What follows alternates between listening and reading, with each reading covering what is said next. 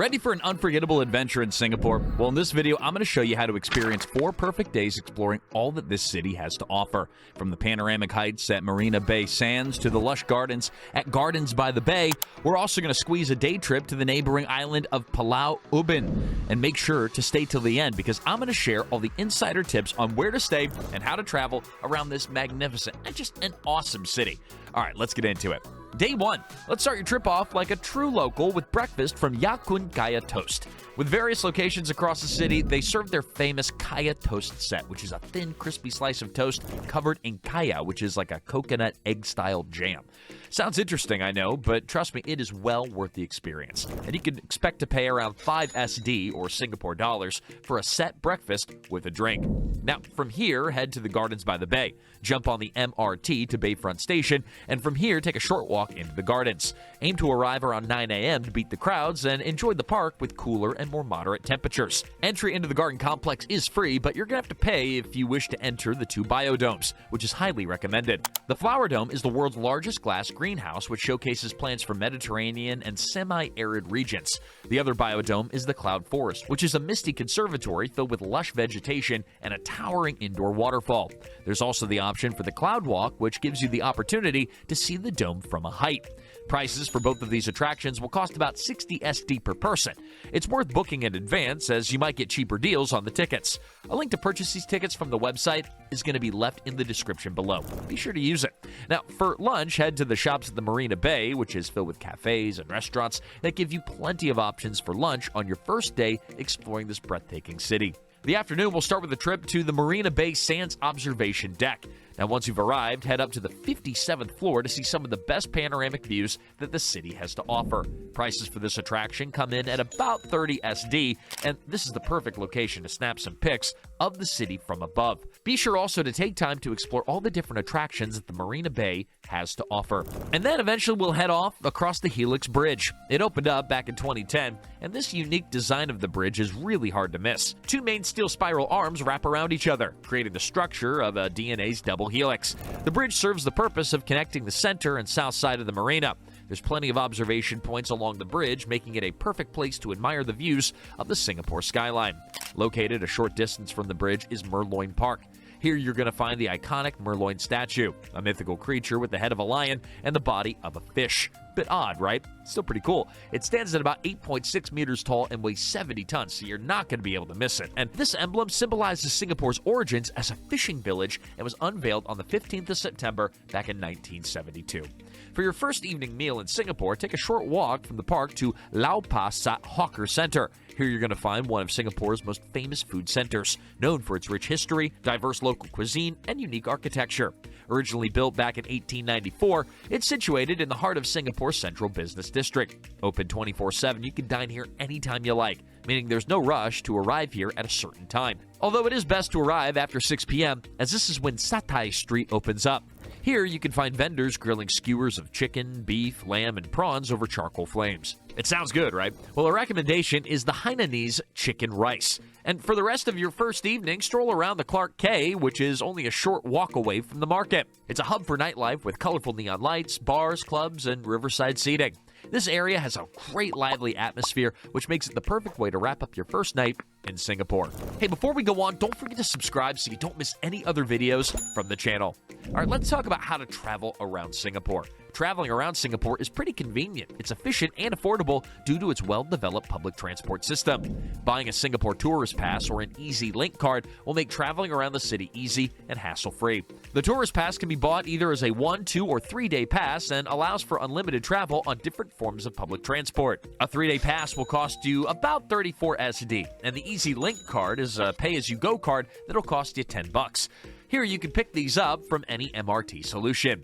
The MRT, also known as Mass Rapid Transit, travels to all major attractions in the city and can be paid for by using your tourist pass. You can be expected to pay 1 to 2.5 SD per ride. Buses will cover all the routes that the MRT doesn't, and you'll be happy to know that these are all well air-conditioned. These can be paid for by using your Easy Link card or contactless with your bank card. Fares for the bus are between 1 and 2 SD per trip. Taxis, bites, boats, and walking are all other ways that you can travel around the city, and all offer a different experience. Let's go on to day 2. Day 2 is going to start off in the Chinatown district of Singapore at a breakfast spot called Tong Ah Eating House. Outram Station is only a short walk away, making it easily accessible depending on what part of the city you're traveling from. This traditional kopitiam has been serving up food since around the 1930s, making a variety of breakfast sets. I mean, there's something for everyone there. You can expect to pay about 4 to 6 SD for a filling breakfast. It's a great deal. Now from there, take the short walk to the Buddha Tooth Relic Temple and Museum. Taking about 10 minutes to walk, this is the perfect location to kick off your day exploring all that Chinatown has to offer. The temple was built to enshrine a tooth relic of Buddha, which is believed to have been recovered from Myanmar.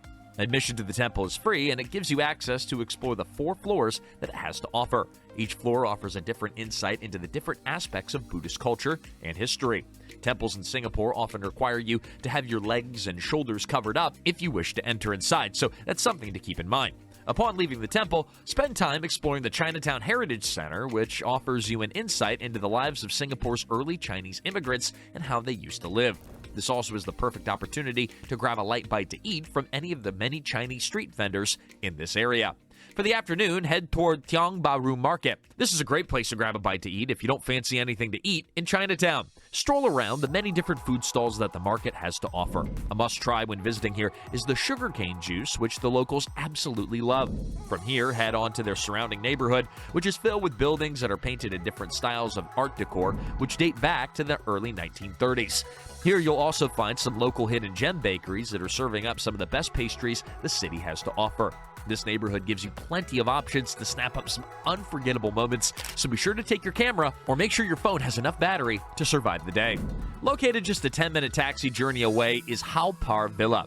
Arriving here by a taxi or bus is the quickest and easiest way to get there. Upon arrival, you'll be greeted with a theme park which was built back in 1937, featuring over 1,000 statues depicting Chinese folklore, mythology, and the afterlife. Entry into the park is also free and well worth the visit. Many exhibits here are designed to convey moral lessons and Chinese values, which reflect themes of justice, retribution, and the consequences of one's actions, making this the perfect location to learn some history and fact. For your second evening in Singapore, head to Ann Siang Hill, which is located back in the Chinatown district of the city. Here you'll find streets lined with restored shop houses, which serve as cocktail bars. In this area, you can also find the Michelin-starred restaurant called Bar, which serves up a modern-style take on Indian cuisine. If you don't feel like breaking the bank right on the second night, then Tian Tian Hainanese Chicken Rice is a much cheaper alternative option. Here they arguably serve up the most famous chicken and rice in all of Singapore. Now let's talk about the Singapore airport for just a moment.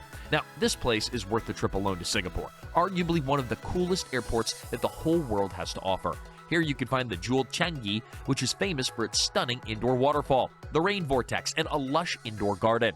Home to the world's tallest indoor waterfall, this is an absolute must-visit when you arrive back at the airport before you go home. Terminal 2 and 3 offer movie theaters operating 24/7 to keep you occupied while you wait for your flight back home. Ranked number 1 in the world for airport entertainment, this is an absolute must on your way back from Singapore. But we've still got some more time, so let's get back into it. The airport also is well connected to the city thanks to the MRT line that runs to and from the city. So prices can run about 3 SD per trip, and it runs at all hours of the day. And taxis and buses are also available to and from the airport. It can be reasonably priced depending on your end location to the city. On to day 3. So to start off day 3, jump onto the MRT and head toward the Little India station.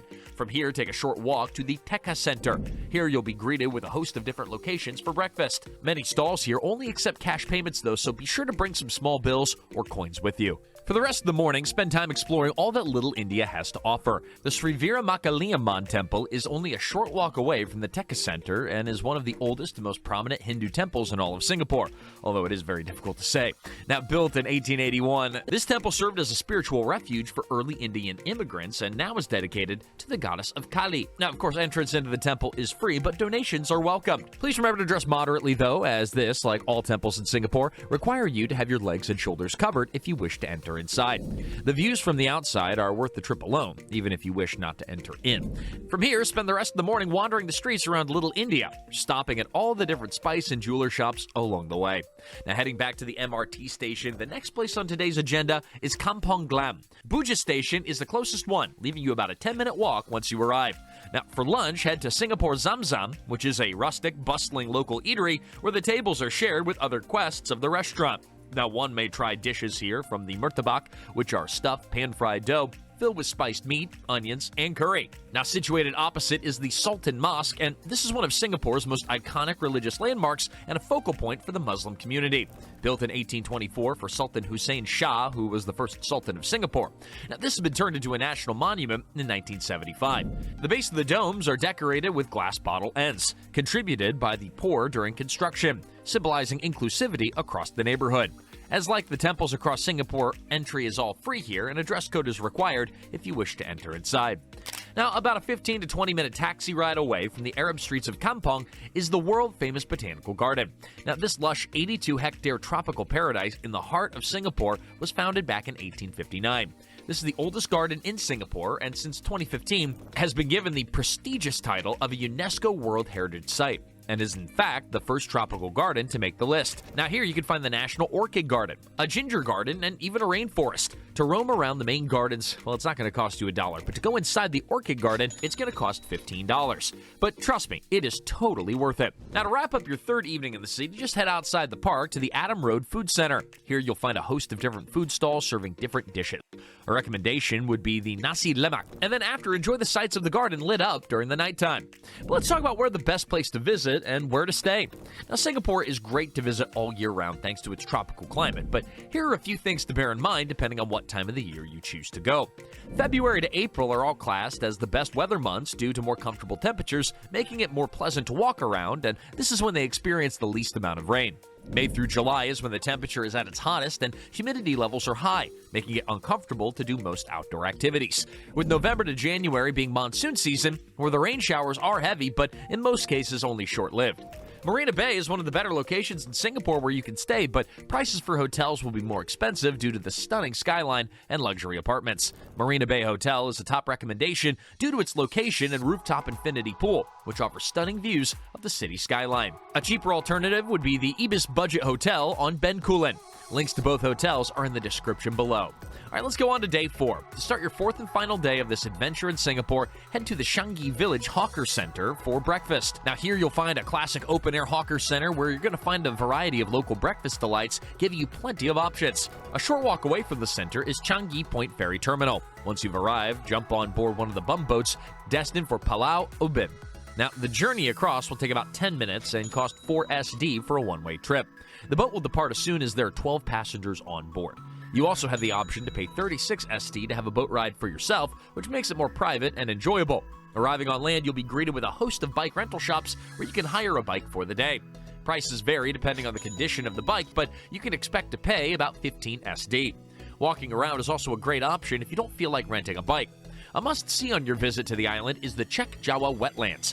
Now, here you're going to find a unique ecosystem with mangroves, seagrass lagoons, and coastal forests. Stroll along the boardwalk and head toward the lookout tower for some of the best views that the island has to offer. This area is a bird watcher's paradise as it's filled with all different species of birds. Bring some binoculars with you, though, so you can see them all from a distance. While visiting the unique island, be sure to take a visit to Kampong Village, which is Singapore's last surviving kampong. Admire the views of the old traditional wooden houses that are still standing. The locals here are very friendly, so engage in conversations with them as you pass by. Before heading back to mainland Singapore, enjoy some fresh seafood from the small local stalls that are located next to the jetty. Now you've arrived back on the mainland, and take a nice afternoon walk around Changi Village. Here you're going to find a scenic coastal walk with views of the sea and passing boats. Spend the afternoon relaxing on the beach, soaking up the sun on your final day of this unforgettable trip to Singapore. And for your last evening, head to the Katong neighborhood. Taxis are the easiest way to reach here from Changi Village, but the MRT is also a cheaper alternative. It just takes a bit longer. Take time to admire the beautifully conserved Peranakan-style terraces which line the streets of the neighborhood. For your last meal in Singapore, dinner at 328 Katong Laksa is the perfect way to round off your trip. Try the famous laksa dish, which is thick rice noodles cut into shorter pieces, served in a fragrant coconut curry soup with shrimp, cockles, and fish cakes.